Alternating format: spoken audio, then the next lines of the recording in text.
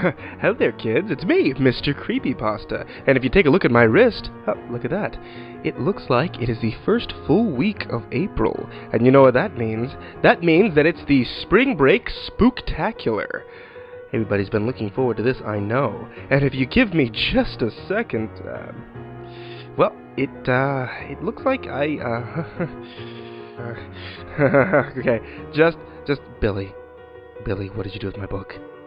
Come on, it's gotta be around here somewhere. Well, this is certainly kind of embarrassing. I had something planned out for everybody. It was gonna be a great story, and where did I put that? Okay, just.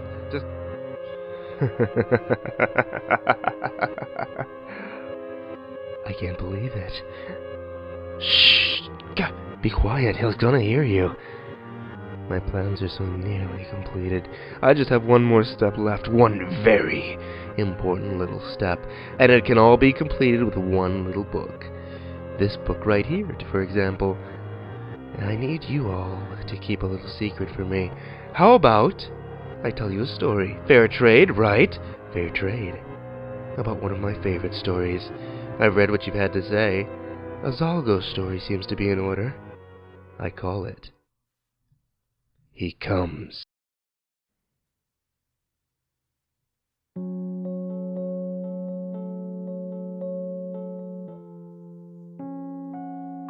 Forgive the length of this message.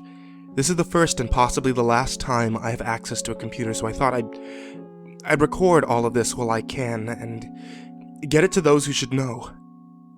I'm leaving. I don't know where I'm going. I'm just getting as far away as I can.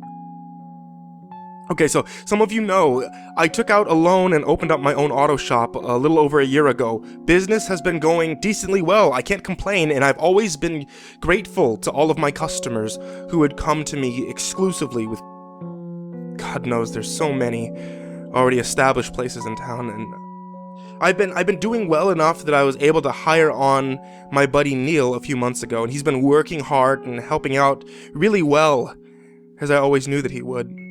Well, I needed to take a day and go to Lamaze class with Rebecca last month, and so I entrusted the shop to Neil for the morning and most of the afternoon. And that's the day I think everything actually started, because when I got back, he seemed to be in a stupor and was covered in oil. He'd even had some smeared across his face as if he'd tried to drink it or something.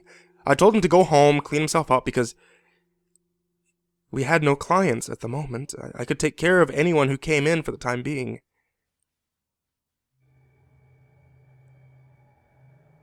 He came back 45 minutes later, but he was still much quieter than usual.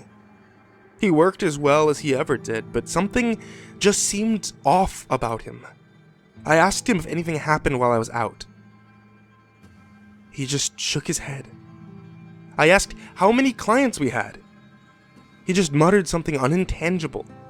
I asked him to repeat himself, and he turned and glared at me. And for the briefest of moments, I could have swore his eyes appeared to be completely black. No iris. No sclera. Just utter, all-consuming blackness. I stumbled back and bumped a shelf, knocking things over, and when I looked back at him, he was still looking at me, but he didn't seem to be glaring hatefully the way that he had before. He just seemed kind of out of it. Just a couple, he answered. Some woman, then a tattooed biker-type looking dude. I assumed one of them must have asked for an oil change, and that's when he spilled it. So I asked if he had any trouble, and he simply shrugged. I had looked around the garage while he was gone. I saw no traces of an oil spill, so whatever had happened, he must have gotten it all on himself, and none of it anywhere else. Miraculously. He seemed reluctant to talk about it, so I didn't press the issue, and we worked on throughout the day. That day and the next were relatively normal, other than him being awkward and quiet. I asked him if he'd like to go out and get lunch while I tended to the shop, and he said sure. When he came back, I was busy doing a diagnostic for a client, so he put the food on the counter in the office to wait for me, and he went ahead and ate. I finished up with the customer. We had to keep her car overnight to figure out just why it kept dying on her, so I asked Neil to give her a ride home. And then I went to grab my food. He brought me some Chinese food and iced tea, so I opened the soy sauce packets to pour some over my own food, when I noticed the strangest thing. It was as if the soy sauce was a living thing somehow, spreading out like dozens of squirming inky black maggots. When it fell into the fried rice and buried itself inside, I took the fork and started to scoop out the rice, look deeper inside, and small smoky tendrils would rise from the rice occasionally and dissipate. I was incredibly hungry at that point, but I was too creeped out to eat that, so I chucked it and the iced tea in the garbage. Decided I'd just wait till I got home that evening to eat something. I'd never in my life seen anything remotely like that, and I couldn't even fathom how I would ask Neil if he'd noticed anything similar. As cold and distant as he'd been lately, I was sure he'd look at me like I was a Looney Tune. So I just shut up about it. But that Friday, we went down to the old watering hole as we always do to get some drinks and watch the local bands play, and Neil was just as quiet and distanced as he had been all week. He's not a bad-looking fellow, though, and so, despite him not really going out of his way to speak to anyone, a woman went over to where he was sitting and started talking to him. They ended up leaving together that night. Monday morning, I tried breaking the ice by asking him how his weekend went. He gave me a nod and muttered, "All right." I asked him if he got lucky with that young woman I saw him with, and he gave me the smallest grin, which is quite possibly the first grin I'd seen on his face in a week, and said, "It went well." I didn't pressure him for details. I know he'd share if he chose to, and his small grin was enough to assuage my worries and lend me some hope that he might get back into his old self soon. The day was relatively busy until about 3 p.m., so I finally had a spare moment to sit in the office and listen to the radio while I waited on the next client. So there I was, leaning back in my chair with my feet propped up on my desk, when I swiveled around and looked at my bulletin board that sits behind my head, with all manner of clippings stuck to it. I had a few Sunday comic strips such as Garfield, Calvin and Hobbes that I'd read maybe 100 times since I opened up the shop there. But that day, something was different. The first panel seemed normal, but in each subsequent panel, inky black tendrils crept out from the edges of the frame and from behind the characters. Blood dripped from the ears and eyes, and sometimes even their noses, and in each of the strips, one of the characters would say, "He comes." I sat staring in astonishment for a moment, before I realized the tendrils were moving ever so slowly, and then each of the characters' heads turned ever so slowly towards me. I threw myself back away from the bulletin board, sliding over my desk and onto the floor. I ran into the garage, yelling for Neil. I could not be the only one seeing this. And to my surprise, he had gone. And so, I hesitantly walked back to the office and peered inside. The comics were still corrupted, but they didn't appear to be moving. I crept over to it and reached out to pluck one of the comics free when I noticed the inky black tendrils starting to seep across the page towards my fingers, moving at least 3 times as fast as they had before. I jerked my hand away. Nothing good could possibly be coming from letting that block of ink touch me. Of course, I ripped the entire bulletin board down, burned it in a trash can out back, and never spoke of it again. That night, I went home, and my wife was already in bed, fast asleep. My mind was racing. I couldn't even bring myself to eat dinner that night, with no one I could vent to. I fell into a restless sleep, kept awaking to nightmare after nightmare, seemingly every hour of the night until I just gave up on sleep entirely. But Friday, I went to the bar again. Even though my wife couldn't drink, being pregnant and all, and Neil wasn't really any fun to hang out with anymore, and none of my other friends could seem to be reached. I just needed to get a good buzz, and I'd start feeling better. I downed a couple of beers. I excused myself to the restroom, and I noticed I was more inebriated than I estimated, so I leaned over the sink and splashed some water onto my face. That's when I heard it. Like a sheet of fabric being dragged across the floor, a voice raspy, ever so quietly out of the drain. It sounded like a prolonged exhale for the longest time until I finally recognized words hidden amongst all of those vowels. He comes.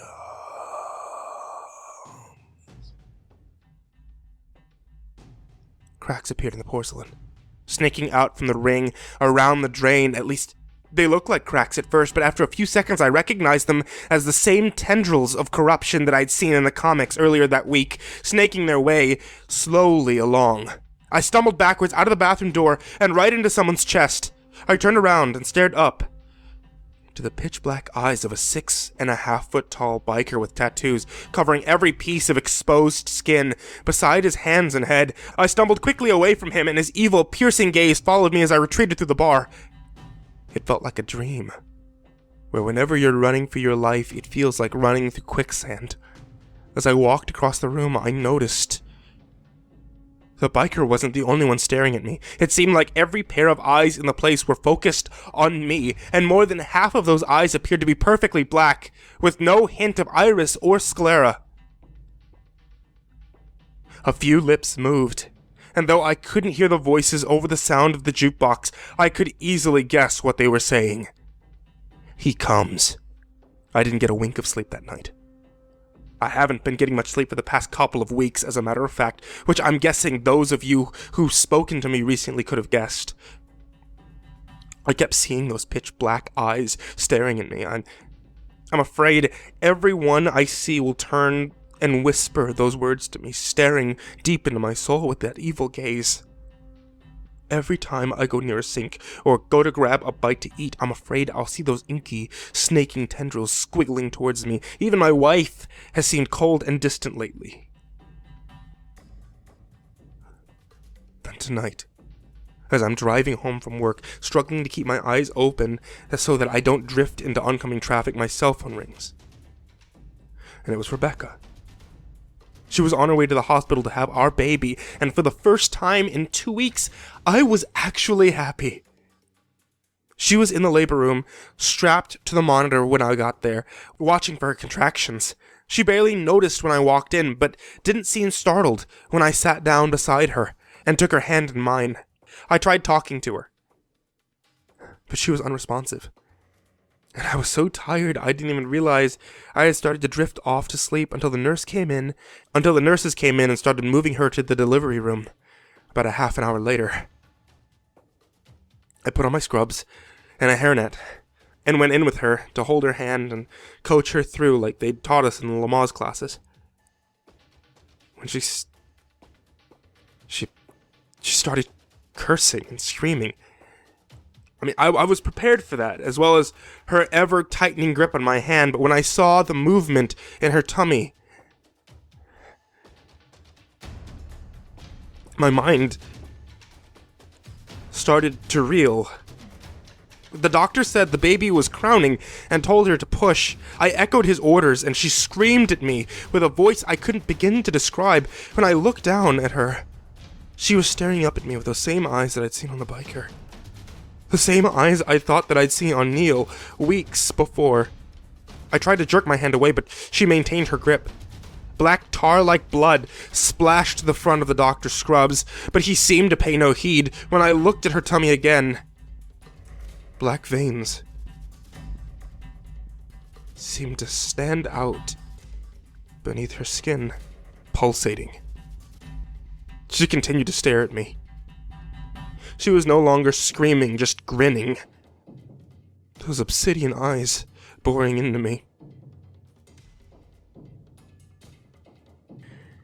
To invoke the Nesperian hive mind of chaos, she breathed in a raspy voice. He who waits behind the wall. The doctor continued as he stared down at my child. My child, lying silently, cradled in his blood-stained hands. He looked up and raised the baby, and it appeared to be covered in oozing, inky black liquid, much like that which had covered Neil a couple of weeks prior. It did not cry out, but it was alive, and it moved when he held it up. When its eyes opened, they were as black as my wife's, as black as the doctor's. In unison, they all breathed his name. Zolgo. I ripped my hand free of my wife's iron grip and stumbled out of the room, barreled into the nurses passing in the corridor just outside. When I stood up and looked back into the room, I could see the inky black tendrils seeming to extend from the doctor and my newborn across the floor to where I stood. I turned and ran down the hall to the elevator, slamming my finger into the buttons. When I turned back, the tendrils had come into the hallway, yet no one else seemed to notice until it slithered over their feet and up their legs, at which point they abruptly stopped, turned, and looked at me with those same obsidian eyes. I abandoned my efforts to call the elevator and broke into a panicked run for the stairs. I ran down the 15 flights of stairs all the way to the lobby, tore my ass out into the parking lot, hopped into my car, and started driving. I didn't know where the fuck I was going. I just had to get the fuck away from there. I didn't know if I was going crazy. I certainly seemed like it. I just couldn't be around anyone I know anymore. They all have those same eyes and those same dead stares, even my child. God, my baby. I still saw those eyes staring at me from the cars beside me. And by some strange coincidence, the same biker from the previous Friday night at the bar pulled up beside me an hour away from the hospital and followed me for nearly 2 miles. He'd turn, stare at me, grinning. I couldn't see his eyes through his sunglasses, but I knew it was the same guy. His tattoos seemed to move on their own free will. The flaming skull on his right bicep began bleeding from its eye sockets. As soon as I could, I slammed on my brakes, allowing him to fly past me. As I swerved to my left and did a U-turn, I think I lost him. And that was about an hour ago. I'm in a motel 3 hours out of town. The first place I found that had Wi-Fi, and I'm tired. And I'm shaking. And my hand itches where my wife's nails scratched me open. I honestly don't know what to do or who I can turn to in this... God, this story will sound insane, and I'll probably be institutionalized, and I'm not sure that wouldn't be the best thing for me, but I just can't bear to look into those eyes anymore. Every time I see someone new, they stare at me and I start to panic because I know, I just know.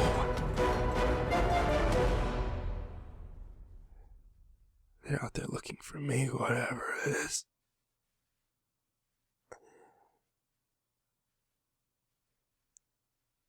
And I lay down and start to drift off to sleep. There are those words. He comes. He comes.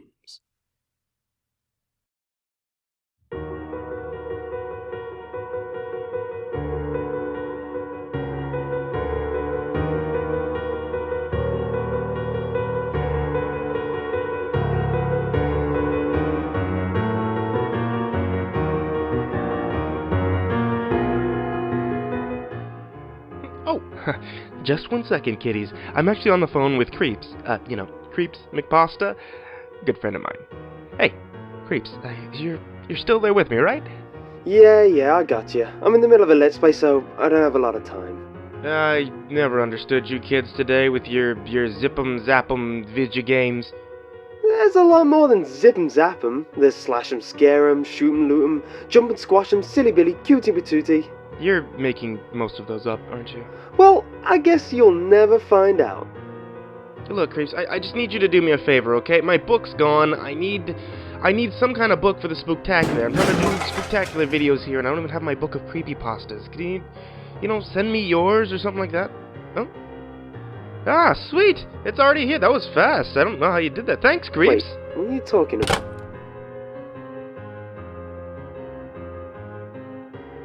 Well, ladies and gentlemen, boys and girls, children of all ages, it looks like I have borrowed CreepyPasta's famous book of creepypastas. And so, I'm going to pull out a fantastic story for tonight. One story that's going to make this Spooktacular unforgettable. I call this story The Scariest CreepyPasta.exe.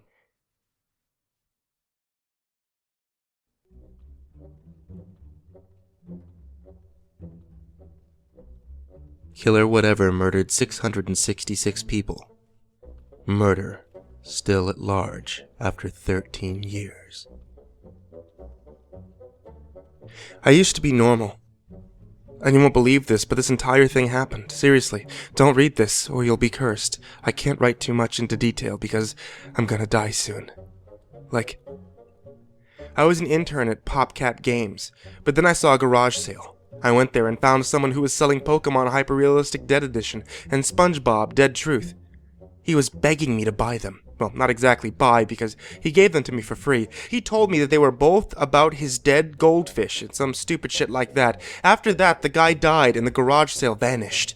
The cartridges were written in black Sharpie. Ooh, Sharpie. So spooky. I checked online to find out nobody else knew about those things. I checked my email to see if anything happened, and some guy I don't know sent me SuperMarioDeath.smc, a ROM hack of Super Mario World. The message said nothing other than the game is a must-play. Lately, I have not trusted anonymous people, but I downloaded it. Then I dug a spot in my game collection to put Pokemon Hyper-Realistic Dead Edition in. Then I found Sonic Adventure 2. I remember this game. I had a bunch of chows, but one I named Roxy was my favorite. I put it in to relive some of my nostalgia. However, I felt kind of worried because some of the stuff I did is quite creepypasta-ish. But I didn't care. I wanted to boot up my favorite childhood game. I went to the Chow Garden and selected Tails, because he's my second favorite Sonic character. Espio's my favorite, but he's not in that game. Everything was okay. Roxy was the same as always, and all my chows greeted me. I fed them all and went to the normal game to grab some nodes to power up Roxy. When I got a full set of them and returned to the Chow Garden, I saw some bad sights. My chows, not including Roxy, were all staring at me. One I called Chow-Lin went up to me and said, "Give us the nodes." I asked why. She replied, "You give that pathetic Roxy all the attention. You never care about us. We're just inferior dolls to you." Afterward, one of them I didn't even bother to name, I didn't give half a Schmeep's rotting ass about that one, jumped up to Tails and brutally beat him up. Somehow, Tails was still alive. Tails asked why the chows didn't put him out of his misery, crying a river. It replied, "I didn't kill you because I want you to suffer. You don't care about any of us aside from that stupid Roxy. Why is he so special to you, fox boy?" Lovely. My entire Chow Garden is going against me. Roxy was horrified by this and tackled the Chow. The two of them fought. Roxy, since I actually bothered to train him, was much stronger than his opponent. The Chow didn't even stand a chance. Roxy devoured him brutally. Chow-Lin then confronted him and actually bit him. Roxy punched her in the face, then choke-held her. He then jumped into the water and stuck Chow-Lin's face in it. She eventually drowned. Ludicrous as the fight was, I thought it was pretty cool. Roxy walked up to Tails and said, "They're gone. Those monsters are gone." Cackle. "Now it's just you and me. Nothing will stand in our way, Lucas." This greatly shocked me. I never knew Roxy knew my name. I never mentioned it in the game, or is he calling Tails that?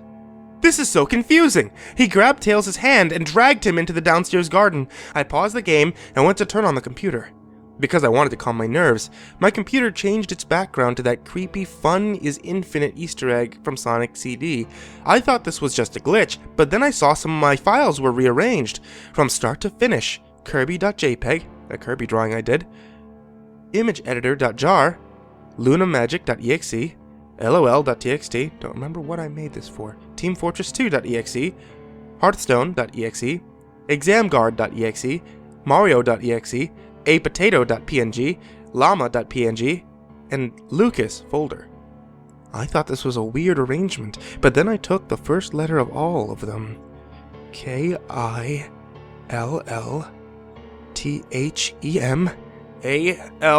Kill them all! I don't know what that means. Ending that was a noise from the TV. Get back here, you idiot! It was Roxy. I went over to the TV, and he unpaused the game. I saw the spirits of Shaolin and the other moron. Roxy said, "It's not over yet. We need to dispose of the other Chow. Kill them all!"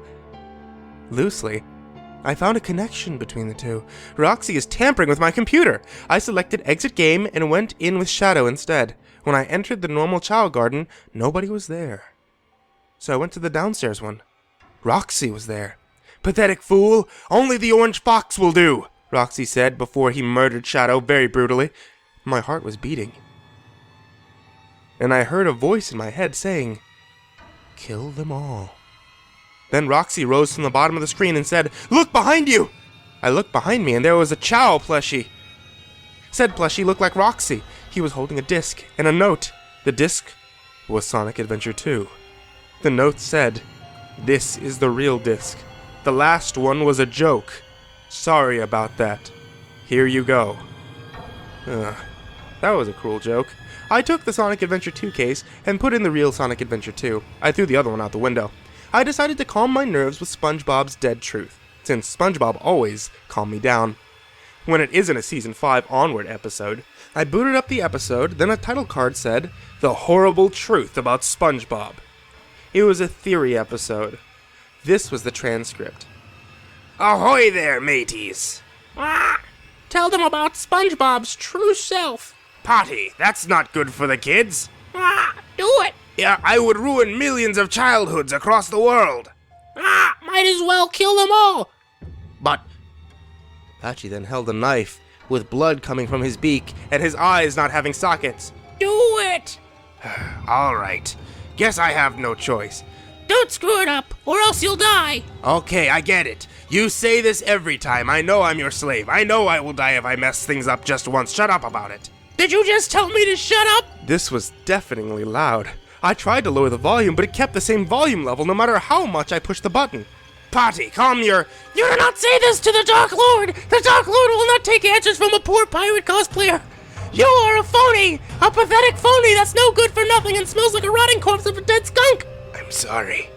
The Dark Lord does not take sorry! So the truth is, all the characters are dead. They are in purgatory.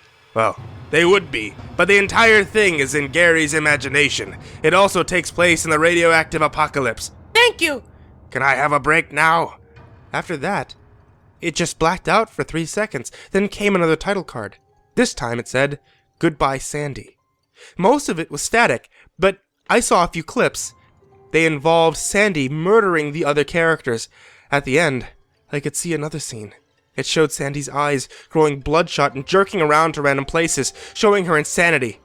Then, more static appeared. Then, the episode ended with Sandy committing suicide. I did some research on SpongeBob's Dead Truth, and it said that exactly 335 people commit suicide over the episode, and the creator of the tape was executed. I will never watch SpongeBob ever again. Now it's about time I delved into Pokemon Hyper-Realistic Dead Edition. It was a ROM hack of Pokemon Y. The theme song sounded like it was making letters. It started with a K, then an I, then an L, then an... you know what? Let's just cut to the chase. It spelled out "kill them all." I created a new file, then I chose my character. I chose the girl because I can deal with it. Then named myself Moonsnail. It said the name was invalid. I removed all the letters from E-T-I-A-H-K-L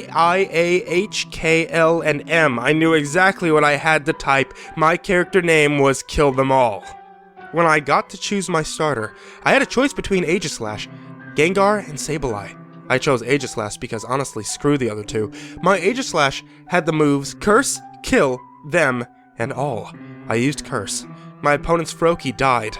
By the way, this is 100% death, not faint. Death. So edgy.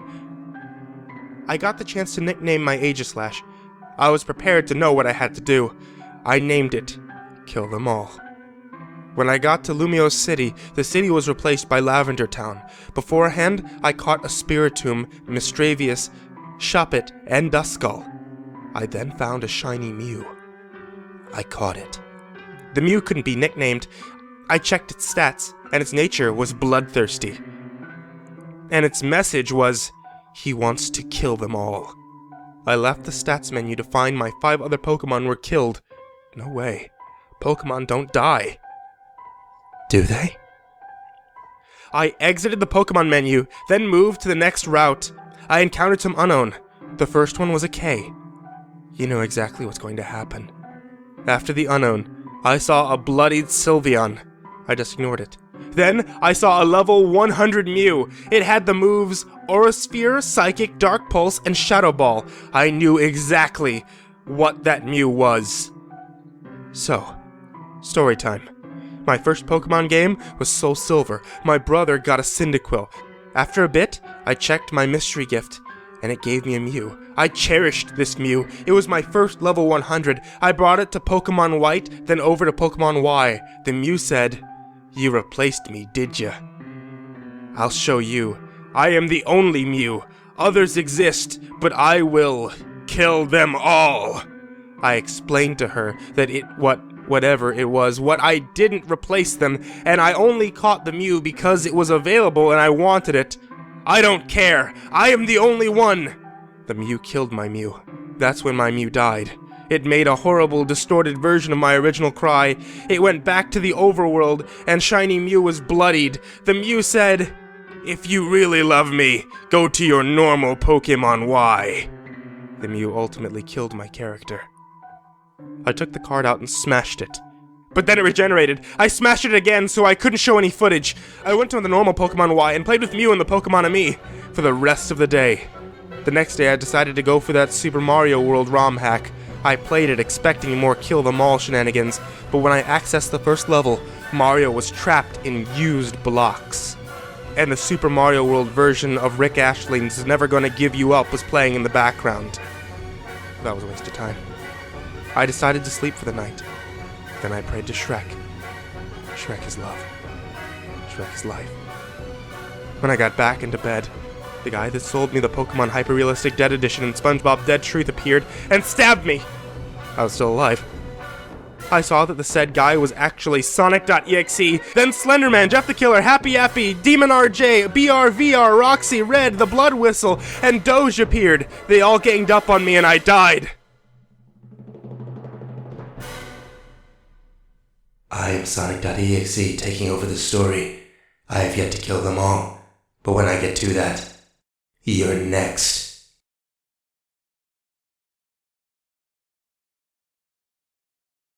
Then a skeleton popped out.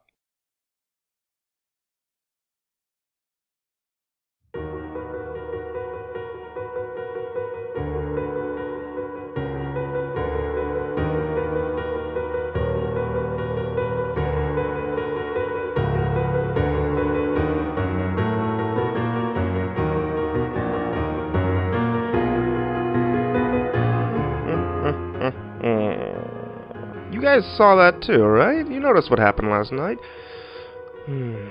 No. This can't be right. I wasn't expecting a crappy pasta last night. It was supposed to be a creepy pasta. One of the best stories that I've heard in quite a long...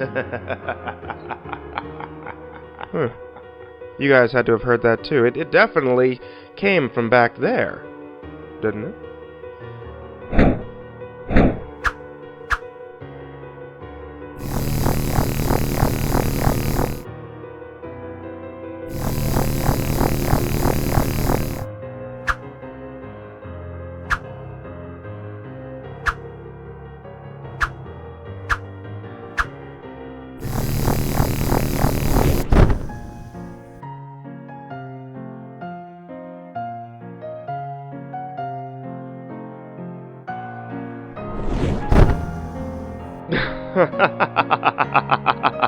It worked! I can't believe that it worked. Oh, I'm so excited to be in the real world, finally. And all because he touched this one little symbol on the book. The special book. My book, should I say. And it's good to finally be out of the other world. As a reward for being such good little boys and girls, how about a story for tonight? One of my favorite stories. I call it Playing God. Hey guys, I thought you might like to know about this game I recently downloaded. I found it on an old website for games that kind of flunked at release. It contained everything from the late 90s FPS games, anywhere up to 2007. I was browsing through when I saw a section listed RPG and Simulation. I'm kind of a sucker for this kind of game, so I had to take a look around. The games were listed in columns, big blocks of text that made my eyes blur when I attempted to look through them. There was one game, however, that was not in a column. It was standing, solitary at the top of the page, overshadowed by ads. The game was called Simulation Starsign. When I clicked on it, there were quite a lot of comments in the discussion page. Most people were just talking about how to install and download. A few, however, mentioned how bad the ending was. Not really bothered about spoilers, I searched for the ending on Google. It took me through about 3 or 4 pages before I found something worth reading. It was a review website for underappreciated games. I skipped most of the info, but one thing caught my eye. It said, "Don't get too familiar with your characters. They don't last long." That was hidden under a spoiler banner. So, I found the page that I was on before and downloaded it. It started up fine, which I really wasn't expecting from such an old site.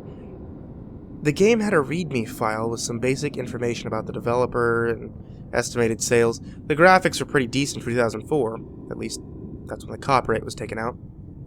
It looked a little like The Sims, but it was a centered third-person camera rather than a bird's-eye view. The first thing I saw was a long bar with green filling at the bottom of the screen. There was no character creation or any choosing of stats or traits. I was simply spawned into this park near a busy road. It took me a while to get going, but I eventually figured out the basic controls, and had got a good setup in a small apartment on the east side of the map. A small icon popped up above my character's head showing a picture of a knife and a fork. I assumed it was a sign that said that I had to eat, so I went over to the oven and began cooking a dish. It didn't say what. All that was shown was the icon "Make Dinner." This was not simply a case of my character putting on some dish in the oven, however. He began cluttering through doors and cupboards to find all the equipment he needed. This is when things got a little odd. It appeared as though my character couldn't find something.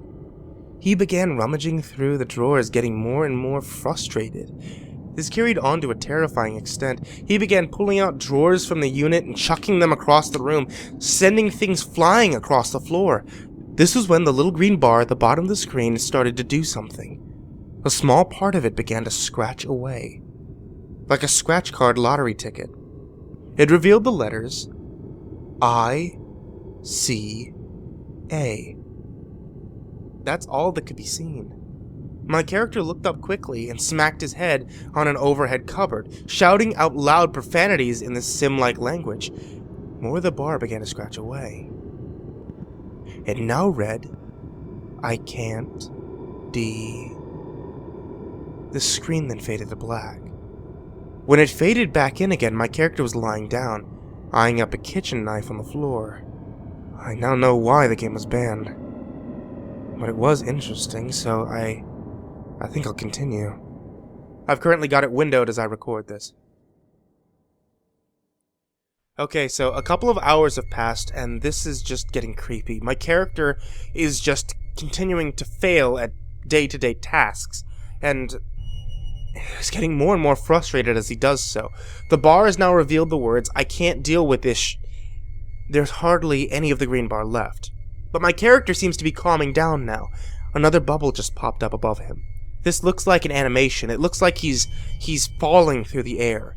He just passed from trees to tree trunks, and before the ground became visible, the bubble disappeared. The kitchen is still a mess apart from the knife. He picked that up and put it back in a safe place. It has a gleaming light surrounding it.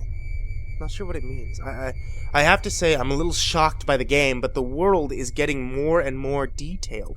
The guy is looking at his computer screen right now. His face keeps changing. He keeps switching his hair color, his race, his gender.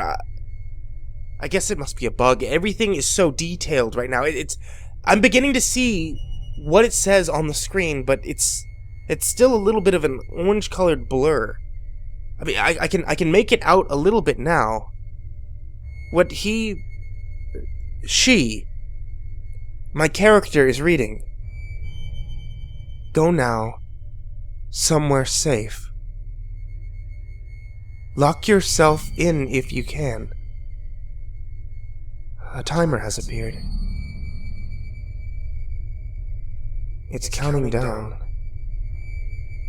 And the knife logo has appeared again. I'm sorry. I'm sorry. I'm sorry. I'm sorry.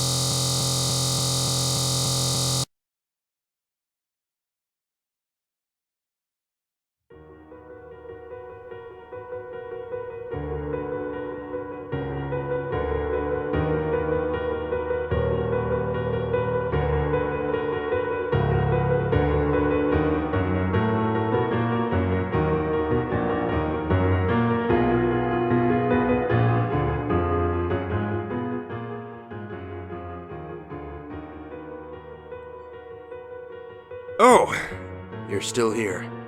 Well, you may have caught me at a bad time, kiddies. I'm a little busy with something. That should hold it. Now, what did you people want? Alright, get out of here. What do you expect, a story every day? Well, of course they do. It's a spooktacular, you stupid crypt-stealing jerk. Billy, looks like you're gonna be my only companion in this terrible, terrible place. It's actually not quite so bad. What are we gonna do, Billy? What are we gonna do? At least I have you.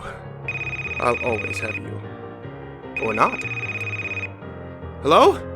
Junior? MCP? Hey man, I'm watching your video right now and it's saying that you're not doing a video tonight? You know man, I didn't write all these stories for the Spooktacular thing for nothing. You better be posting a video. Junior, come on. Okay, look. Never mind that. I'll do a story, okay? But you have to listen. I think I'm trapped in hell. Well, we always knew this day would come, didn't we? Something dragged me through a portal behind the poster that I always keep in the crypt, and it took my place.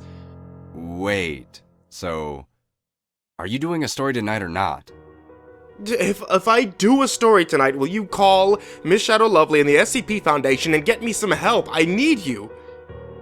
Yeah, I guess I could. How are you gonna get out of the other world? I don't know how I'm getting out of Bizarro World. I guess I'm gonna have to figure that out. Alright, well, good luck. And it better be a good one tonight. Well, okay kids, it looks like I still got you here with me, somehow. But it's back to just you and me in Otherworld. But you're still up for a story, aren't you? You're always up for a story. Here's tonight's story. One about a detective who learns a very important lesson. The past should stay buried.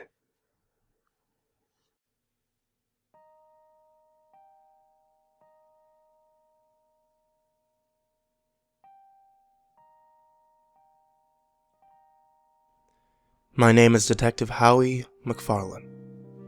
I work as a freelance investigator for those who are willing to pay. Trust me when I say, there are always people willing to pay me to track down their long-lost cousins or missing children. About a month ago, however, I was approached by a man who didn't seek me out for either of the aforementioned reasons, but to hunt down the person who had taken his wife from him.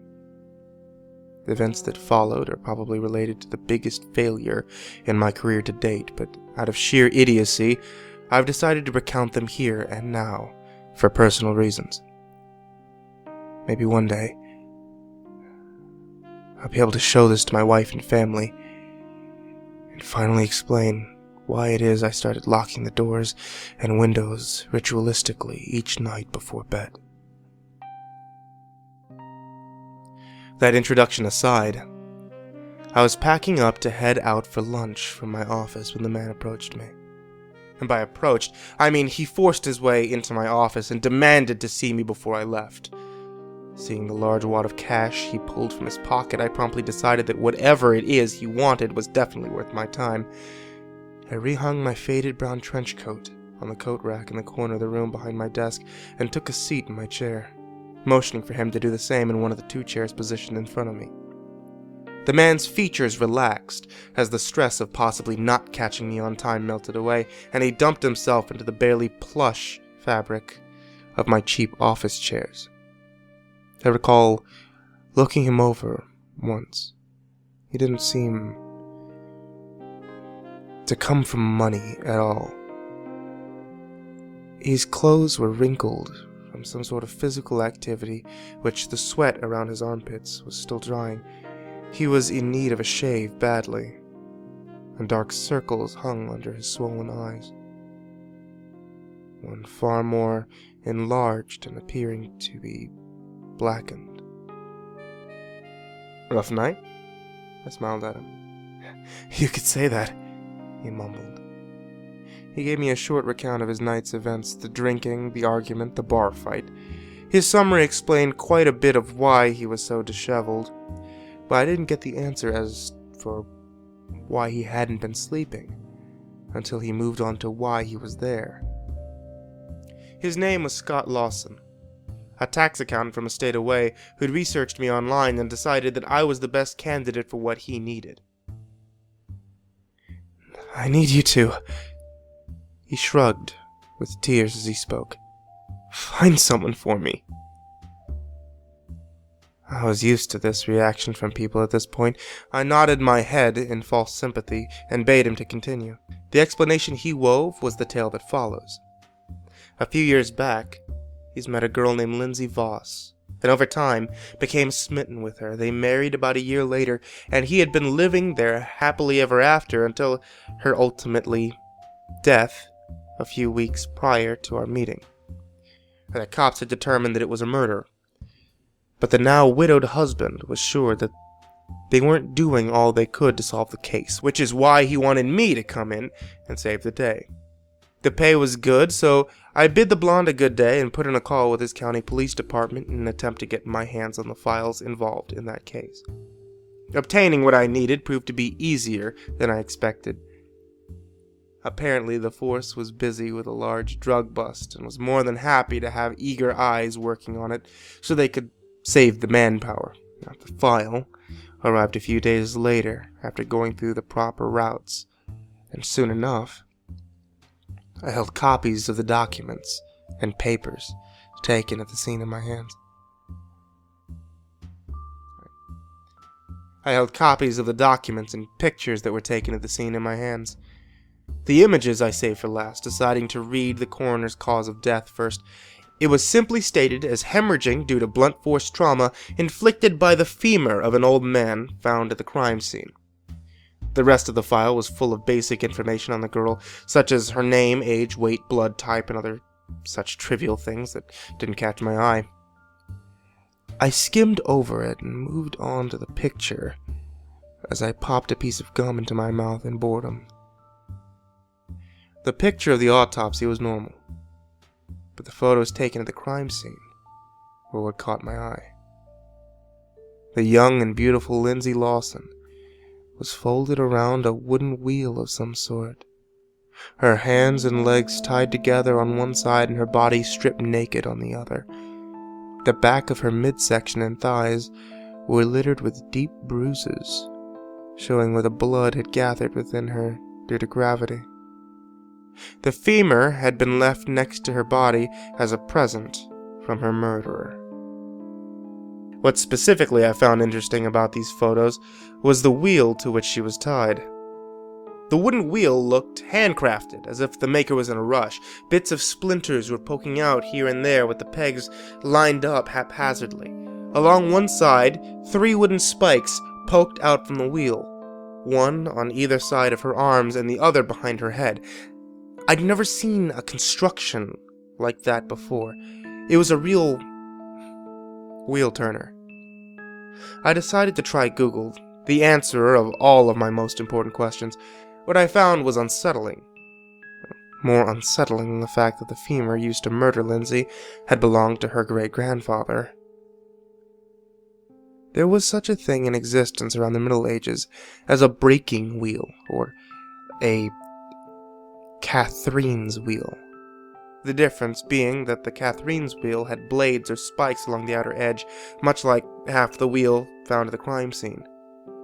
They were commonly used for torture way back when, and the idea of some sick bastard playing out Dungeons and Dragons fantasy on unsuspecting people chilled me a bit. This wasn't my usual kind of case, and just looking at the autopsy photos had been enough to make my insides churn. I was exasperated. A woman beaten to death with a bone of her ancestor in the name of medieval torture. I let out a shaky sigh before I had an epiphany. I remembered reading in the papers about a week before Lindsay's death of another corpse found killed on a wheel. However, that individual had been chained to a wall and beaten into the spikes with a large metal pipe. I turned back to Google and put in the generics of the situation. I was surprised by what I discovered. The murder from my town, which I was looking, wasn't on the front page. And as I scrolled, I counted 2 more news stories of similar deaths, each death involving a wheel, though all having died in somewhat different ways. It seemed too good to be true at the time, that no one else had made this sort of connection. But then again, the more I dug, the more I found out why. Each of the murders happened in a place where the police forces were being pulled in as many directions as dog walkers on a weekday, mostly drugs. But there were a few where robberies and other such things were taking center stage. It was possible that they simply hadn't been able to give the cases the attention that they needed. I decided then that I would call and request the files to any similar murder reports I came across. I received most of the ones of which I asked, and word got around from task force to task force that I was on the hunt. Due to the police grapevine, the resistance I met dropped considerably, and it would later lead me to seeing my first dead body in the flesh. At first, I assumed the killer picked those locations based on the crime rates as an attempt to help cover their tracks. But I was wrong. Very wrong. Over the course of the next 2 weeks, I read and reread the case files, matching bits and pieces of this and that between the murders. Before long, I was certain that we were dealing with a serial killer and presented my findings to the offices at which I received the files. The other detectives went over my work, and within a few days, most of them were on board. DNA evidence found at a few of the crime scenes got pushed to priority, and soon, we knew who our serial murderer was. As it turned out, we found her DNA to be a match from a willfully given sample back when a neighbor of theirs was accusing the girl of the disappearance of their German Shepherd. We know now that they were right, as the owners of the property gave us permission to dig up that backyard where several animal corpses of varying sizes and decay rates were found. Rachel Margaret Downs graduated high school a week before her disappearance from her meager home. Over the time she lived with her parents, she apparently caused them some extreme paranoia, on top of obvious trickery to make her parents believe that she had some sort of higher powers. Now I was allowed to sit in behind the two-way mirror as an officer interrogated Mrs. Downs. She told a vast ghost story about a woman who could see the dead committing suicide and possessing her daughter. I felt a wave of anguish. Obviously, this lady was crazy. And that crazy ran in the family, meaning that an insanity plea was in our near future when we caught the girl. It pained me to know that she'd get off on a lighter sentence due to it. But justice was justice, and I had taken a personal interest in this case. My wife, on the other hand, had taken up complaining about my habit of reading the case files at dinner. It was starting to irk her, to levels anew But she just didn't understand how invested I was, how invested I still am.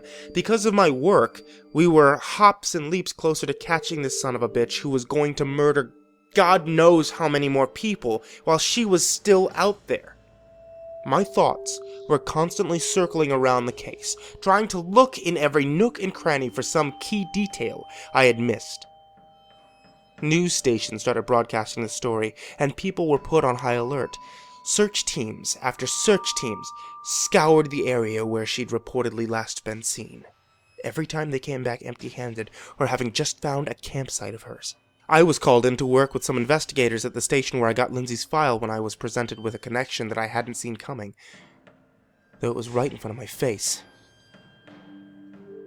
Every victim of the wheel-running murderer, or so the news had taken to naming her, had been the direct offspring of people who lived in a small town named Hungsdale, about 20 miles from Spearfish, South Dakota in 1920, which just so happened to be the year Rachel's great-grandmother had committed suicide. When I went home that evening, my mind recounted the tale Mrs. Downs had told. Apparently, according to her mother, the woman had been able to converse with the dead and accused the mayor of murdering a woman. A few days later, she was mugged by a group of men who removed her eyes and were never caught.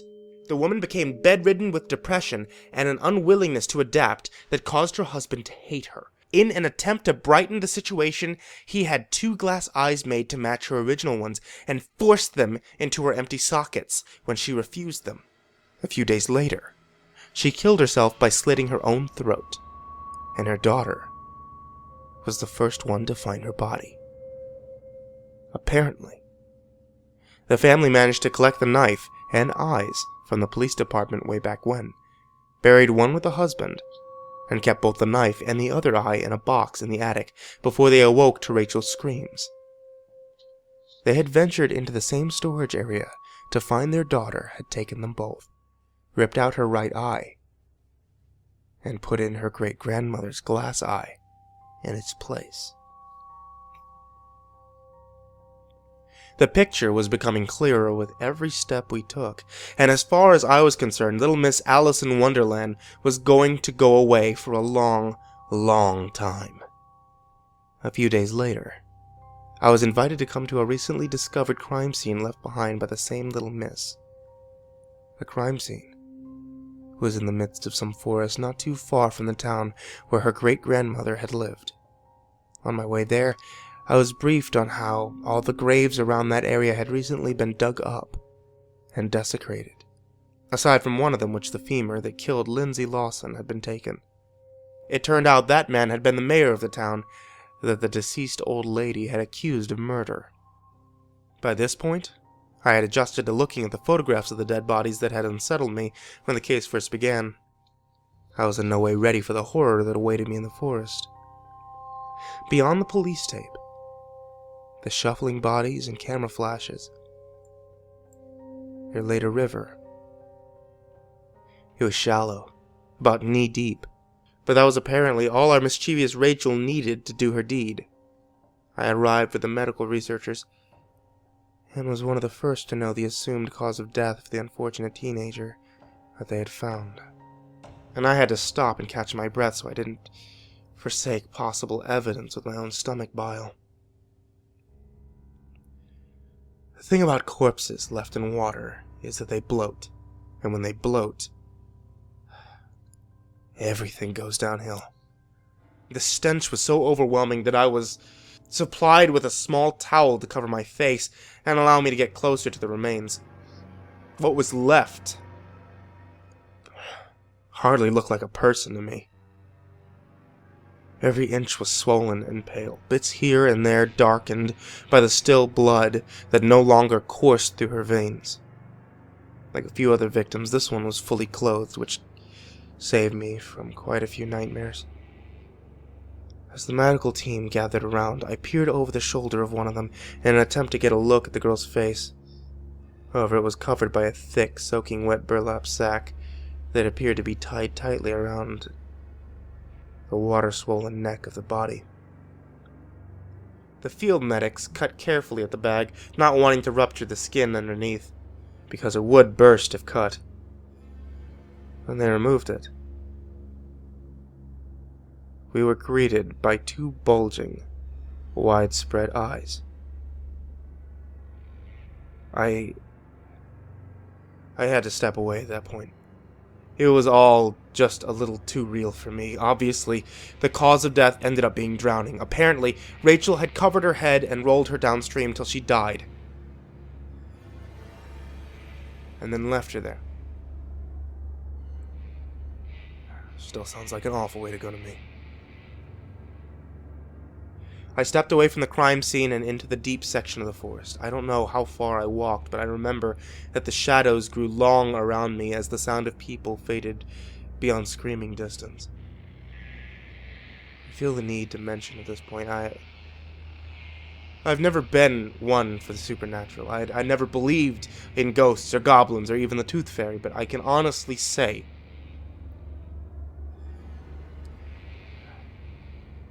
what happened after that changed my mind.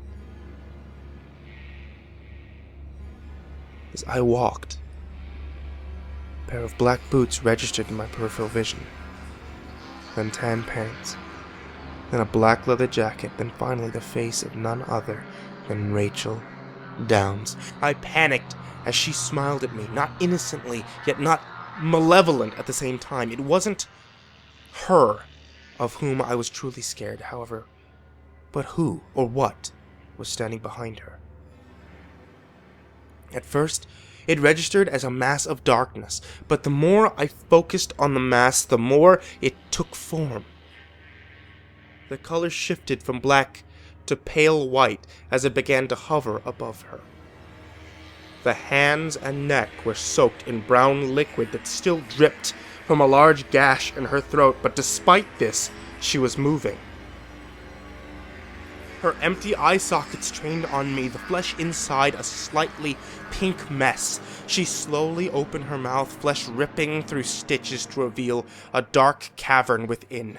Before I knew it, I was backed into a tree with a knife being pulled out of my left shoulder. And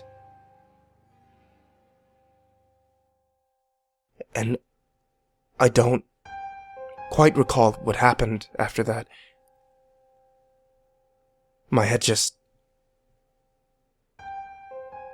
it stopped. My own defense mechanisms caused me to black out, and when I came to, I was being loaded into an ambulance and rushed off to the nearest hospital. My colleagues assumed that I simply came face to face with her and was bested. But something bigger is going on here. And I promptly pulled out after that. I gave Scott his money back, went home to my wife. I was going to get as far away from what happened as I could, except there was no running from what I saw that night. I've been religiously locking all the doors and windows before bed for weeks now.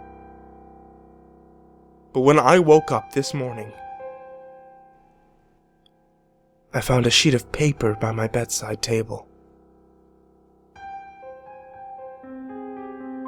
It's simple. A letter meant for me. You sleep like a log.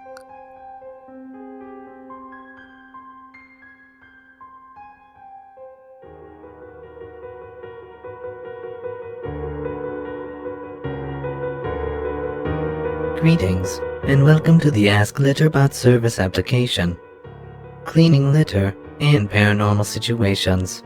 At your service. Hey there, litterbots. Automated. Oh, it's an automated system. I always hated these things. Hey, boys and girls. It's me, MrCreepyPasta. Still trapped in other world. To continue in English, press 1. Por continuer, Don Cowboy Francois appuyer sur 2. You have selected English. How can I be of service? If you have a dead body, press 1. Okay, no. If you or someone near you is possessed, press 2. Not exactly what If you have been watching the Brady Bunch on loop, and now are experiencing apparitions from the mid-60s to late 70s invading your home, press 3. If you have an overwhelming smell of cat litter, When you do not own a cat, press 4. If you touched a book with an ancient symbol that has brought you and your skeleton sidekick into a bizarre opposite universe, press 5.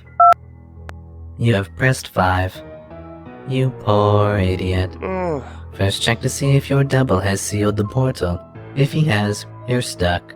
Forever. With no hope of escape. At any point in time. It's time for you to wish the world, your loved ones, your family, and all of your subscribers on YouTube farewell. I guess that... Unless, of course, you have been telling stories every night that you're there from the book you touched. Not so bad. Wait. It will switch your places back. But when and only when your double is subdued in the real world.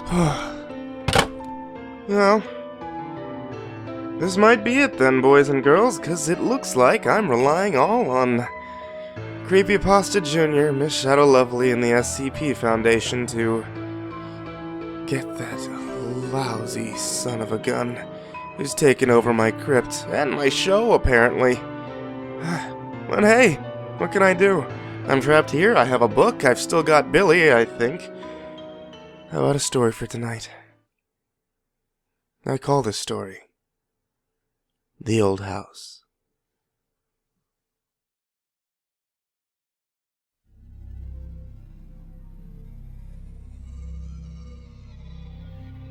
As a child, I always heard whispers about the old rundown house in the woods outside of town. Rumors of ghosts, ritual murders, cults, and mass suicides floated between the mouths of chatty locals for as long as I can remember. Many believed the place to be abandoned, but there were those who told tales of strange shadows that sometimes danced in the windows. Others swore they heard voices echoing from behind the walls of the dilapidated structure while they passed by. The story I'm going to tell you is about my experience with that place. I never saw specters frolicking in the darkness, or heard the ghastly wails of some menacing phantom, but the events that unfolded that sunny afternoon still scare me just the same. It was warm that Sunday.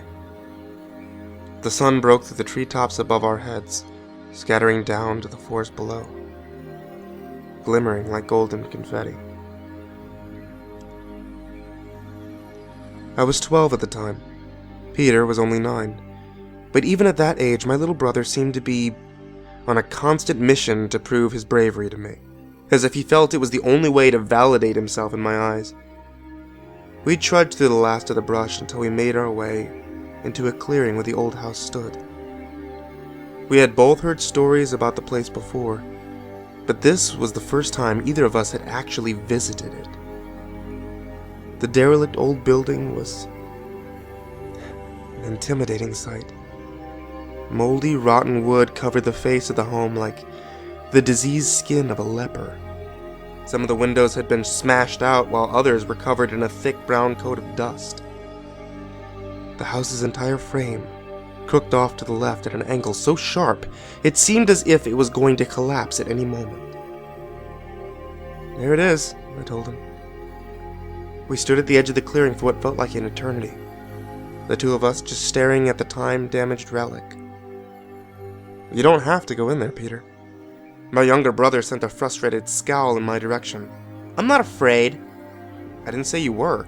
"I'm going in there. All the way in the basement," Peter said matter-of-factly. "And when I do, you're going to tell the kids at school tomorrow how brave I am." He puffed out his chest and marched up the stairs to the front door. I'll never forget that look on Peter's face when he turned back around and waved to me just before disappearing through the slanted doorway. He was so proud. I took a seat on the grass and leaned my back against a tree to wait for him. An hour passed, and still, there was no sight of him. By the time the sun had started to set, and Peter still hadn't returned, I could feel anxiety beginning to build inside of me. What if the rumors were right? What if a family of cannibals lived inside that place and they were already preparing my brother for dinner? What if a monster was hiding in the basement, waiting to tear Peter to shreds as soon as he set foot inside?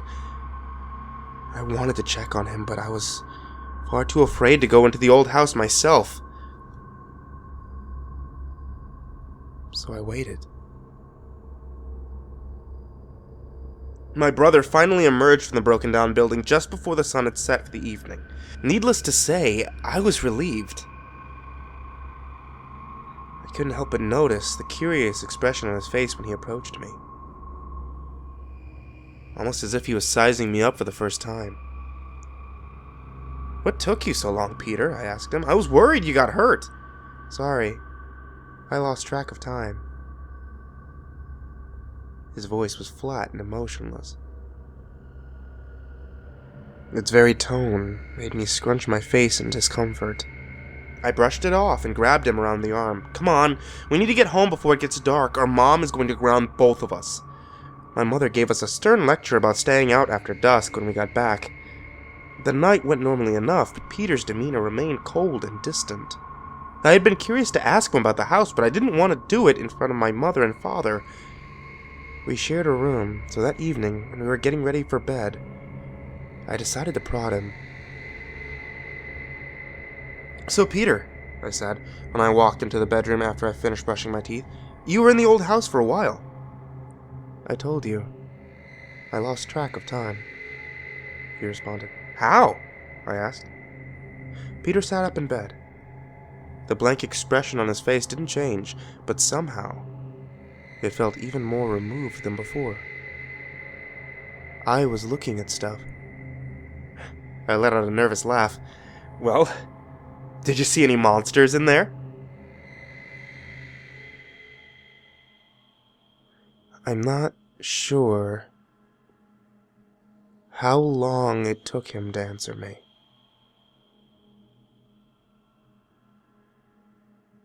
It felt like the silence lasted forever and a day. When he finally spoke again, his answer was short, succinct, and to the point. He simply smiled at me and answered, "Yes," and then blinked his eyes. I spent the evening in my parents' room after that, but I was too afraid to sleep. In the morning, Peter was gone. Mom and Dad called the police. By the end of the day, they had filed an official missing persons report. His face was on milk cartons and billboards. There was a massive statewide manhunt for him. Investigators believed that he was abducted, so of course, the press had a field day with it. The little boy who was taken from his bed in the dead of night. The thing is, I don't believe Peter was abducted by a cat burglar. I think whatever happened to him in the old house is what led to his disappearance. It was my conversation with him before bed that cemented that idea in my mind, specifically when I asked him if he'd seen any monsters. His reply had terrified me more than words ever could describe. It wasn't the grin he flashed before he answered, though I found his smile disturbing. It's not what captured my attention. Nor was it his response, confirming that he had indeed seen a monster while in the house. You see, the thing that truly terrified me, that sent me running to my mom and dad's room,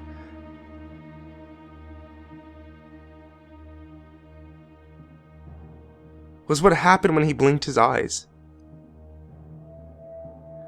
It scared me. Because when they closed, they shut the wrong way.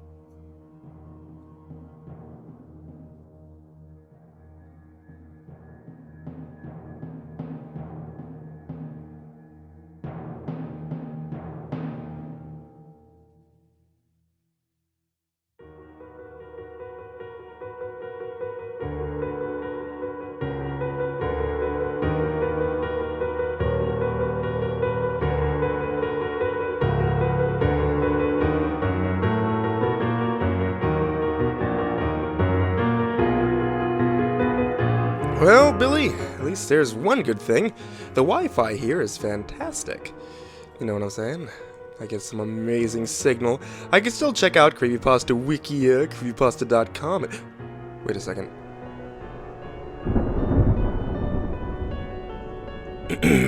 Now that I'm in the real world, it's time to finally get this over with.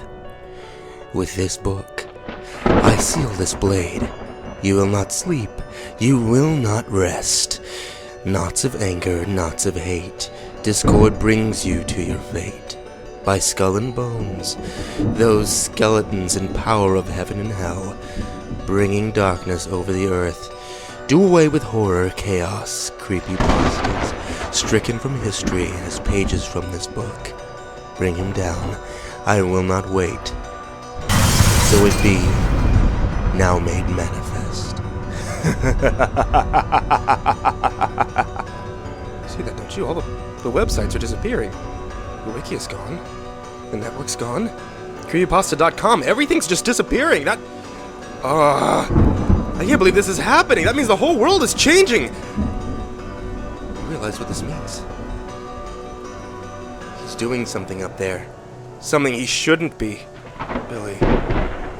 This book is the last resource of every creepypasta that's left on Earth. It must have been saved because we're in Bizarro World.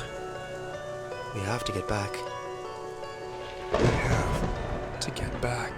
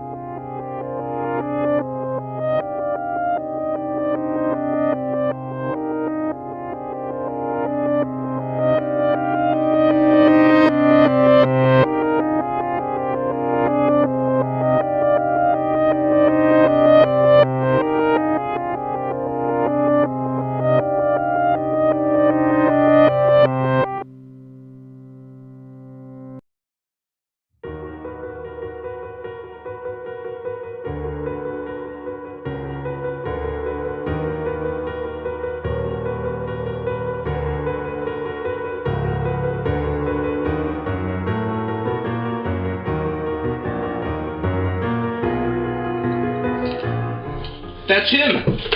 Or the other him. I'm confused. I'm not sure how this thing works. Come on, the CreepyPasta Jr. Don't play dumb with me! I got a call from you, or the other you. The MCP that's trapped in the Bizarro universe. Please, why would I ever call you saying something like that? No, you didn't call me. The other MCP called me. The one... I'm so confused. Okay. I will be the judge of this. Tell me something that only MCP would know.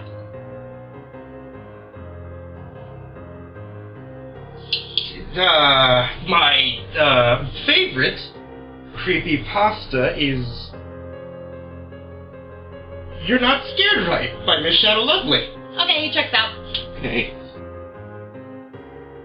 Man, things sound so differently when I hear them from the other world. It's not my favorite creepypasta. You should know that. Whoa, you can't just walk away. What are you... Gotta be kidding me. I was relying on you guys to... Oh, well, at least I have you guys, right? I've always got you guys here with me. I don't exactly know how. Billy? Billy? Where in the heck was Billy? He was here. Well, I've still got you and the very last book of all creepypastas on Earth. After that jerk went and deleted the others. Might as well read them off to you one by one from Otherworld. Tonight's story.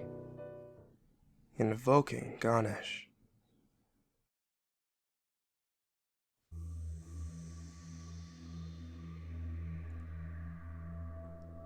Sandeep was cleaning the slushy machine when his first customer committed suicide. The gunshot popped like a Diwali firework and shattered the rear window of the girl's Camry. At first, Sandeep thought she had a backfire, until he saw the spiderweb of cracks in the glass and a spray of blood. It was 2:34 a.m. The young woman had just bought a pack of cigarettes. "Merritt's in a box," she said, and proceeded to light one up right in front of the register. You can't do that here," Sandeep said. He knew it was going to be a long night. The girl responded to his scolding by blowing a cloud of blue, mentholated smoke towards the hot dog rollers. She was in her early 20s, brunette with blue eyes, and an aquiline nose through which she was defyingly French inhaling her smoke. She was wearing a scoop-front leopard print tank top, distressed jeans, and high heels. Her makeup and jewelry looked as if she'd just left a nightclub, though the nearest venue was over 4 hours away in Albuquerque. "You gonna stop me, Haji?" she asked. "Miss, I don't want any trouble." "You think I'm trouble?" She trailed her fingers along the hostess display, knocking several fruit pies onto the floor. She let out a high, barking laugh that rang out loudly in the empty store. "That's awesome. I'm trouble. Troublesome. Double trouble. The girl your mother warned you about. Please leave now," Sandeep said. "All right there, Gandhi. Don't you get your diaper in a twist." She turned on her heel and pushed through the door. Sandeep emerged from behind the counter and peered around the open sign to watch her cross the parking lot to her Toyota. The scent of her cigarette and perfume lingered. He stooped and restored the fruit pies to their rack and threw out 5 hot dogs. The young woman climbed into her car but remained parked beside the pump. A tiny blue cloud escaped through her window. "You can't smoke near the pumps," Sandeep said to himself. He shook his head and bent to retrieve a rag out of a red bucket below the beverage station. He began wiping the slushy nozzles when the shot fired. 911, what's your emergency? "A girl just shot herself in the parking lot." "Okay, just stay on the line with me, sir. Where are you located?" "On Route 70, east of Roswell, at the Come and Go." "We're sending someone now. Are you with the girl?" "No, I'm calling you." "Where is she now?" "She's still in her car." "What is her condition?" "Good God, woman, the back of her head is gone. She's dead." "Please remain calm, sir. We're sending someone out right now. Stay where you are." All right." The line disconnected, and Sandeep thumbed the number for his manager, Dick Blythnick. The call went immediately to voicemail. "Boss, there's been a shot, man. A woman shot herself in the parking lot. I called 911, but you really need to get out here, man." Just then the door chimed and swung open. A large, hairy man dressed in denim stepped inside. Sandeep hung up the phone and stared dumbfounded at the new customer, and wondered if he'd seen the dead girl. "Busy night, huh?" the man said. "Yeah," said Sandeep. "Busy night." The man strolled up and down the aisles, idly taking his time with his selections. He had a full beard and an earring. He had a blue bandana tied around his head, buccaneer style, then whistled as he shopped. Sandeep glanced outside and saw a Kenworth parked on the far side of the parking lot. No trailer was attached to the rig, and it looked like it was still running. The trucker would have walked right past the dead girl's car to enter the store. It was a miracle he hadn't noticed her. Or had he? When he'd made his selections, the trucker approached Sandeep and meticulously laid a package of good and plenty, some Twizzlers, corn nuts, and a Red Bull before him. He leaned on the counter with his arms slightly akimbo. The front of his denim jacket opened, and Sandeep saw a 9mm in leather holster under the man's left arm. "Will that be all?" Sandeep said. "And this," he said. He plucked a pink stuffed elephant from a rack. "He's gonna look out for roadblocks and obstacles for me. Set him right on the dashboard for good luck." Sandeep rung up his purchases when the trucker cradled the elephant to his cheek. His salt and pepper beard crinkled against the tag which read, "Webkins." The elephant looked at Sandeep from the man's shoulder with an accusatory stare. "Wait." He laid a rumpled He laid a rumpled single on the counter. "I want these numbers. 33, 84, 22, 10, 37, 71, and 9. "All right," Sandeep replied. He took the bill and pulled up the numbers while the trucker cuddled the elephant some more. Sandeep reached subtly below the counter and fingered the knob of a cricket bat that he kept there just for reassurance when he handed over the lottery ticket. Can I get the keys to your John?" Sandeep reached above the cigarettes and retrieved the brass key chained to a broken broom handle. The trucker gathered his purchase in both arms, strode to the door, and pushed it open with his backside. 3:02 a.m. Sandeep went out to empty the trash by the pumps. He needed to keep busy, but figured that the can nearest the dead girl's car could wait till they came for her. The wind gusted from the southeast like a dusty hairdryer. The Milky Way stretched from the northern horizon over the roof of the store. The neon sign that said Lotto winked seductively on and off. A meteor traced a white line to the west and was gone. A Mercedes had pulled up 10 minutes before and still sat outside the car wash. The driver's silhouette moved slightly in the sodium lights. Sandeep was hauling a bag of paper towels and greasy Carl's Jr. wrappers to the dumpster when he noticed the blood trickling out from under the restroom door. He dropped the trash and banged on the door. "Hello?" he cried. "Sir? Are you all right in there?" He shook the handle. "Hello?" Sandeep stood back and tried to avoid stepping in the puddle. Helplessly, he took in the tableau, the dilapidated outbuilding, the grimy locked door, the sublime darkness of the desert, and the blood. "God damn, Dick, I told you we needed another key!" Red and blue lights cut through the darkness on the horizon. Sandeep turned and could see the cruiser still about 2 miles away across the flat skillet of the plain. "About time," he said.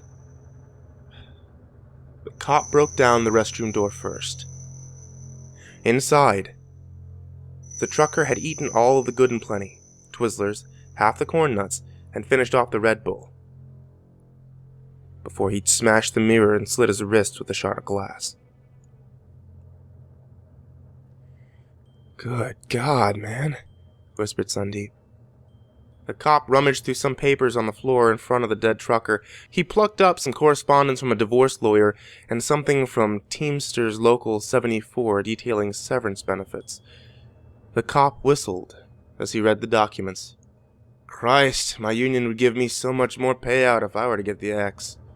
The lottery ticket fluttered from the cop's hand to the edge of the sink. He picked it up, considered it, and turned to Sandeep. "Here," he said, tucking the ticket into Sandeep's shirt pocket, right below the embroidered Come and Go logo. He peered at Sandeep's name tag. "You keep it, Sandeep. Maybe you'll have better luck than he did." They searched the girl's car next. The cop took in her outfit. The tight jeans, the high heels, the makeup. He made a show of peering down the front of her tank top to where one of her small breasts lay partially exposed. "She's dressed to kill, ain't she?" he asked Sandeep with a leer. The back seat was drenched in blood, and the head restraint had been blasted apart by the gunshot. It looked like a bottle of cotton or a cloud of powder being thrown. The cop turned the key in the ignition. The speakers came alive and Katy Perry blasted out mid-roar. The cop snapped off the radio. "Hate that song," he said. The young woman's cell phone, which had been charging in the power jack, blinked on.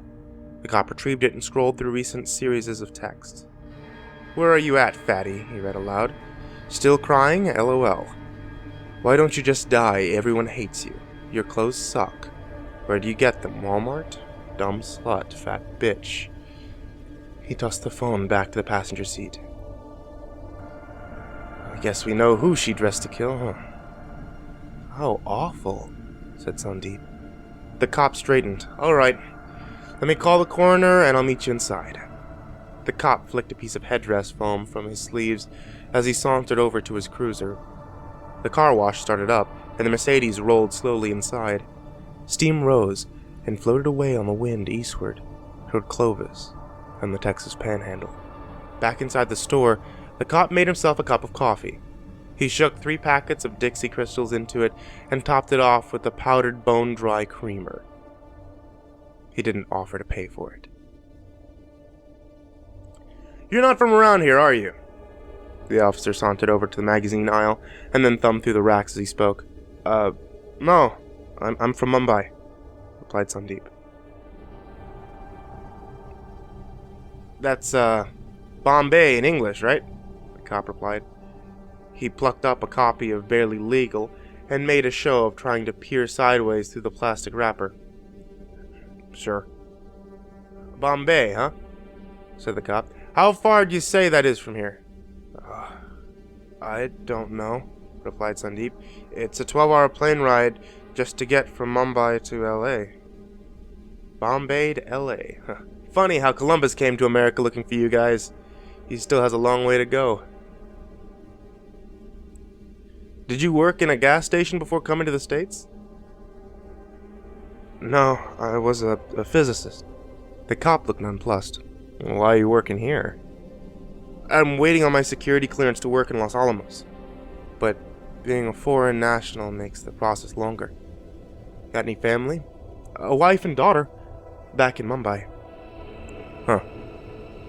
The cop scrutinized a section of young female flesh at the corner of the magazine. "Play any sports?" "For a while. I was a semi-pro cricket player." "Cricket? What's that? It's like baseball?" No, it's nothing like baseball." "How do they handle suicides back home for y'all?" "How do they handle them?" "Yeah, like, is it illegal? Will you go to hell for it? Is it like Japan, where you're off yourself after missing someone's birthday?" "No. For Hindi, suicides is not acceptable because it's like a murder, but there is fasting to death. But that's only acceptable for people who have no will to live or responsibilities or family or children." "Starving yourself? That'd take too long. You'd have to be pretty committed to pull that one off." I think these people were very committed," said Sandeep, gesturing towards the parking lot. "What about lighting yourself on fire?" That's called sute. Widows would throw themselves on their husband's funeral pyres. They don't do that anymore." Just then the car wash alarm went off. The cop peered over the top of the magazine. The alarm shrieked incessantly from behind the counter. The trouble light strobed from atop the car wash shed and washed the desert scrub across the highway. Sandeep stepped behind the counter and snapped off the alarm as the cop pushed through the door. Inside the wash, the soap wands frothed foam where they had retracted to the ceiling during the emergency shutoff. The air was thick with steam and cleaning fluid. Sandeep and the cop stepped through the ankle-deep puddles to where the Mercedes still tilted at an awkward angle. As they came around the front end, Sandeep spotted the guy's leg. It was folded up into the driver's side fender. The drainage trough was opaque with blood. "Holy shit!" cried Sandeep as he took in the grisly scene. "Is that an acceptable way to go in Bombay?" He crouched down on his haunches for a closer look. The guy had apparently left his vehicle and laid face down in the tracks where the car wash pulled the car forward. He had shoved a brand new Ping driver through the wash's safety lever. Whether he hoped to drown himself, crush himself, or foul the car wash's works with himself, who knew? But he got all three. "Holy shit, man!" cried Sandeep. The front wheel had rolled over the guy's ass and crushed his spine and ribcage before splitting his skull like a ripe avocado. His belt had got caught in the brake rotor and pulled his backside and legs up inside the wheel and around the tire like a donut around a rolling pin. The cop stood back up, using the hood of the Mercedes to steady himself. "Guess I better tell the coroner to bring another truck." 3:43 a.m. Your call is getting answered by an automated voice messaging system. Dick Blyfnick is not available. At the tone, please record your message. After you are finished, you may simply hang up or press pound for more options. "Dick, answer your fucking phone, man!" The door chimed, and the cop entered the store again. This time, disconcertingly, he had his shotgun with him. "Well," he said, I told dispatch that we got a trifecta out here now. What's taking so long? Said Sandeep. He took hold of the cricket bat again, and only then realized his hand was shaking. No, said the cop. But I found repo papers from that Mercedes and a foreclosure notice from a ranch in Santa Fe in the glass guy's car. Cop strode to the counter. He noticed a small golden figurine sitting on top of the register. He was seated in a full lotus position and had 4 arms and an elephant's head. The cop picked up the figurine. "Who is this little elephant guy?" he asked. Sandeep replied, "That is Ganesh. He is the remover of obstacles." "What obstacles are you hoping he'll remove?" the cop asked as he laid the figurine back on the register. "What do you mean?" asked Sandeep. "I mean, what do you want him to help you with? Getting your clearance? Getting out of this shithole? Getting your wife and kids?" The cop switched his rifle to his other shoulder. "Sure, I guess," said Sandeep. "You said you had a daughter, right, Sandeep?" "Yes." "How old?" She's 4. "Yeah, mine are about 4 when she was shot." What did you say?" "She found my gun, and she got shot." "I'm so sorry." "That's my obstacle, Sandeep. My obstacle." He dropped the rifle down into both hands. "Can Ganesh remove my obstacle for me?" Sandeep grasped a hold of the cricket bat.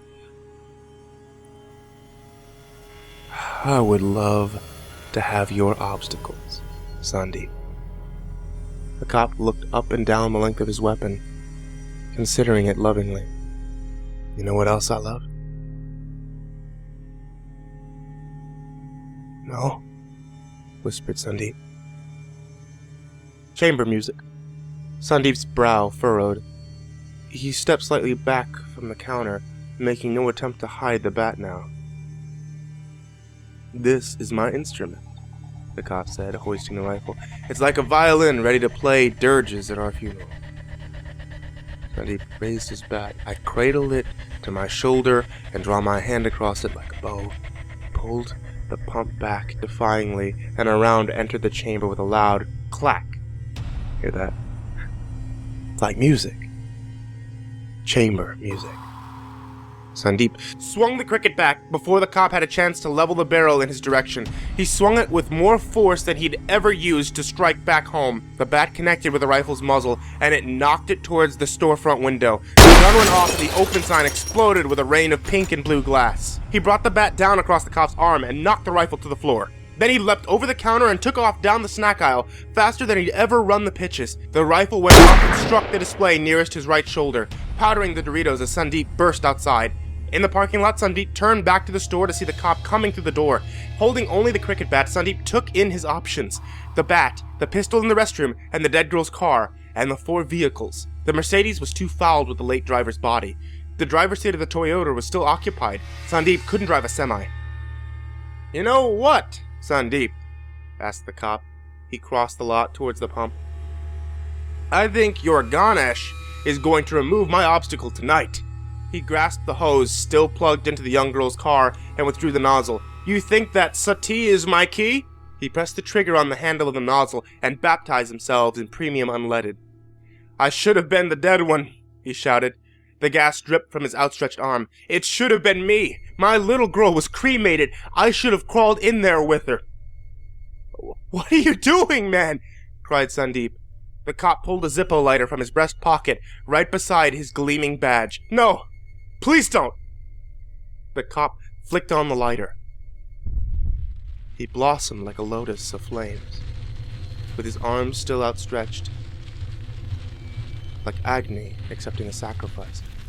The orange tongues rose to the ceiling of the canopy and blackened it with pork-flavored smoke. The cop dropped to his knees and slumped forward onto the pavement at the rear of the Toyota. Sandeep stared in horror.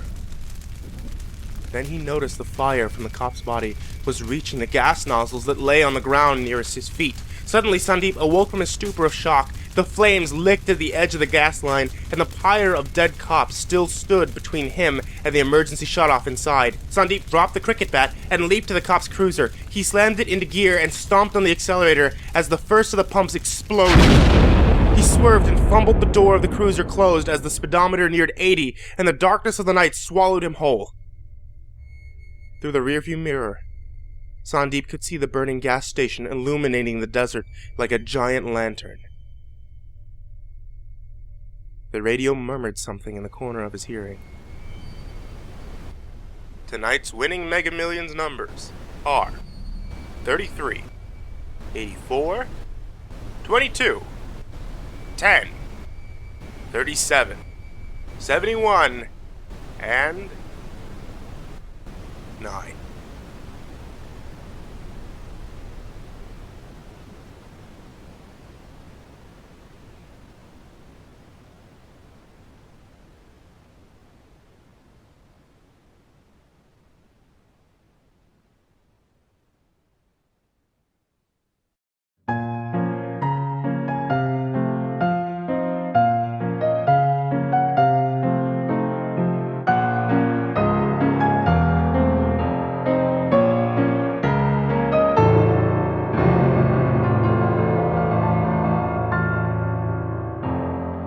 Oh, it's you.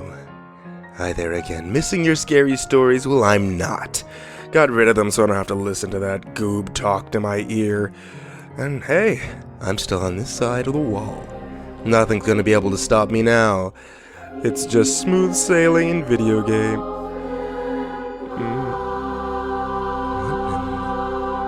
The symbol's glowing again. Why would the symbol be glowing again? I'm not casting any spells. The only other person who could be is one of the interdimensional skeletons. What is going on back there?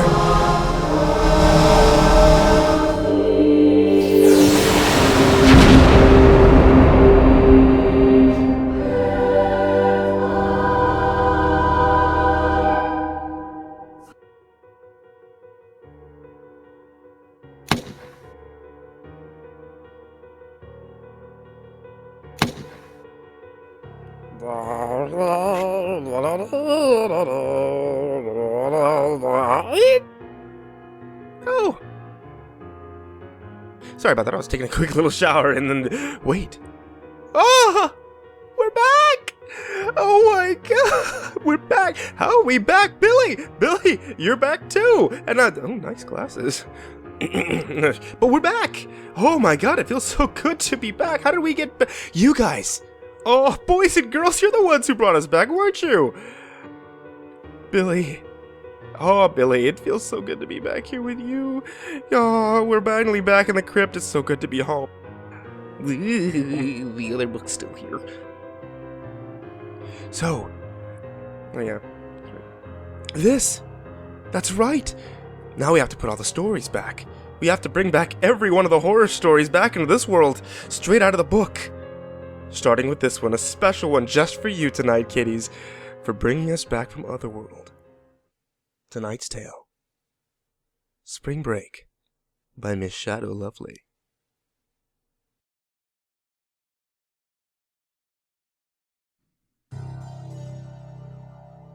Brother dear, the time has come.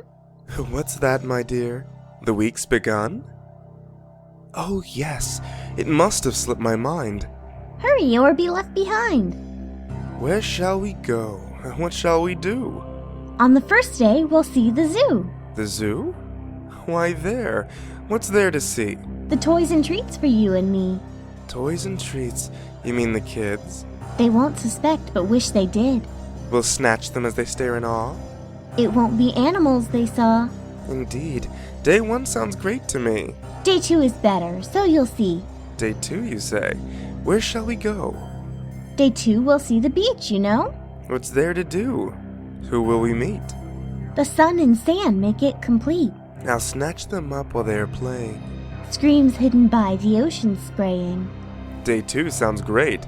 So now day 3? That day will be the best, you'll see. Oh my, it sounds like quite the plan. That day will certainly be grand. Where do our day 3 travels fall? On day 3, we explore them all. The food court should prove quite the prize. We'll see the terror in their eyes. That's quite the schedule. Is there more? Of course, my dear. We're on day 4. Day 4 arrives. Where shall we go? We'll see the motion picture show. The movie theater. By the park. Perfect for hunting in the dark.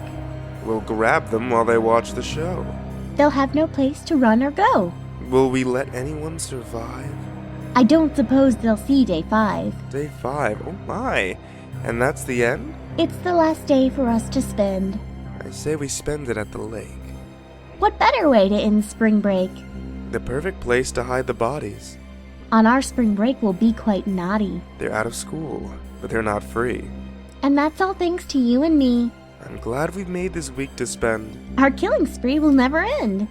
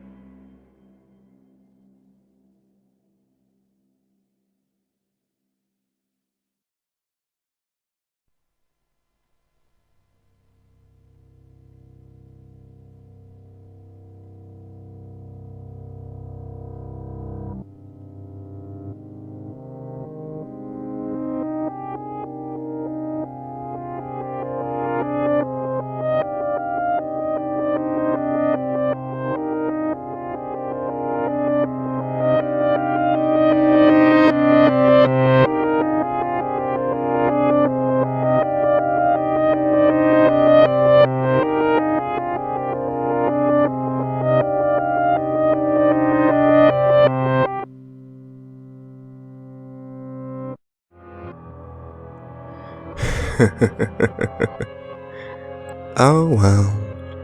There's plenty of other spells in the book.